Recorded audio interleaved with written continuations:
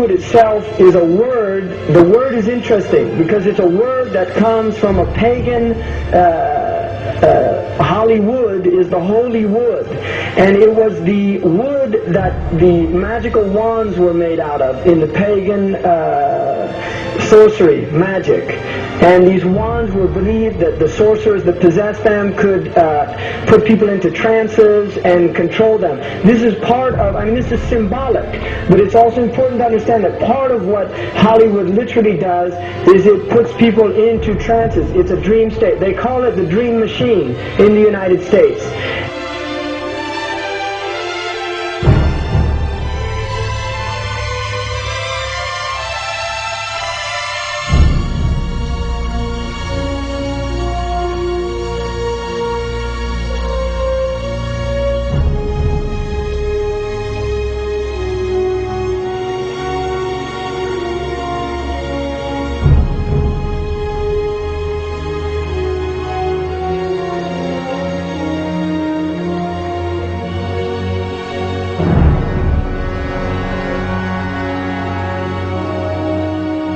And it creates fantasies for people. It puts people into these things. Now, one of the things is interesting that in the part of what's done in movie theaters, in darkened rooms where people watch television, is literally a trance state that occurs through what's called suspended state of disbelief. You enter into a state, you suspend your disbelief and enter into a state whereby you begin to believe what you internally realize is imagination.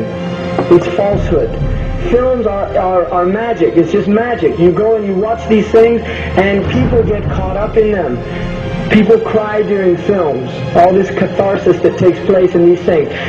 Many of the films, and this is an important element in the control mechanism, is literally allow people to go and have certain type of catharsis as a purging experience, which Aristotle talks about the necessary element. One of the necessary elements of tragedy is to create this cathartic experience. And this is why a lot of the films, especially also news and things like this is why news is very important in this culture.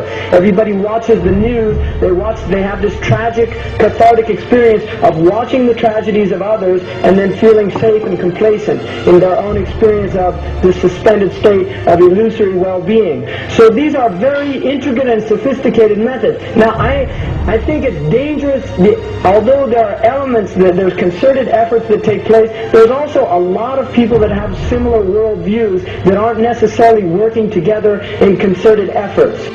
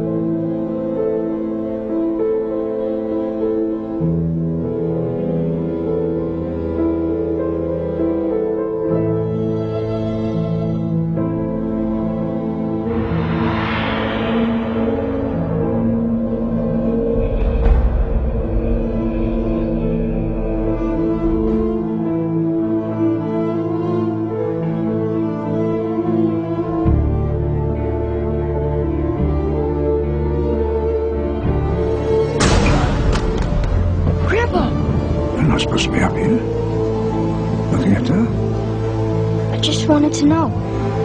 Yeah. You're old enough, I suppose. You should know the story. Okay, here we go.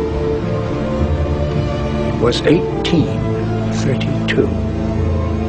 On a night much like this.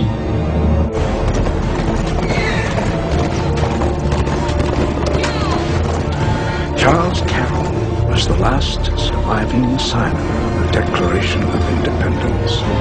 He was also a member of a secret society known as the Masons, and he knew he was dying. He woke up his stable boy in the middle of the night and ordered him to take him to the White House to see Andrew Jackson, because it was urgent that he speak to the president. Did he talk to him?